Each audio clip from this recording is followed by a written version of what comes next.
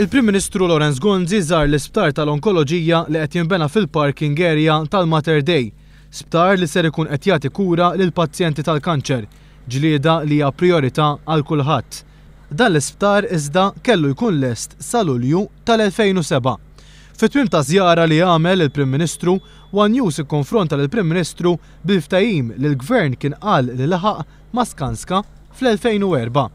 L-istqarrija tal-Gvern dakinhar kienet tgħid li b'6 miljun lira Maltin il-bini tal-Mater Dei ser jakkomoda diversi dipartimenti speċjalizzati ewlenin fosthom sptar tal-kanċer.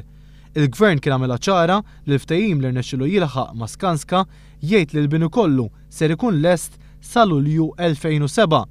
Madankollu fl-2013 l-isptar tal-kanċer għadu mhuwiex lest u Laurence Gonzi lejliet l-elezzjoni ġenerali tad-9 ta' Marzu żar ix-xogħlijiet li għadhom għaddejjin. Mitlub jagħti spjegazzjoni, il-Prim Ministru qal li konna qegħdin ngħidu ħażin. M'intix korrett bl-informazzjoni li għandek, l-informazzjoni ta' sptar ġdid tal-onkoloġija ma kienitx marbuta mal-proġett ta' Skanska.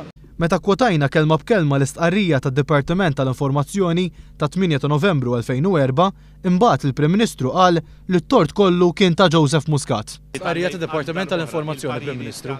Skanska aċċettat ukoll għal prezz ta' 6 miljun Maltin tagħmel ix-xogħol inkluż Oncology Unit qed hawnhekk Dipartiment tal-Informazzjoni. Ħallini ħa nispiċċa tajjeb. Jien għamilt stqarrijiet fil-Parlament, hemm il-dettalji kollha tal-istqarrijiet fil-Parlament wara li kont innegozjajt mal-ftehim tal-Skanska, però naħseb illi għall-informazzjoni tal-poplu tagħna l-iktar ħaġa importanti hija li Joseph Muscat kien il-persuna li rrid itellifna dan kollu.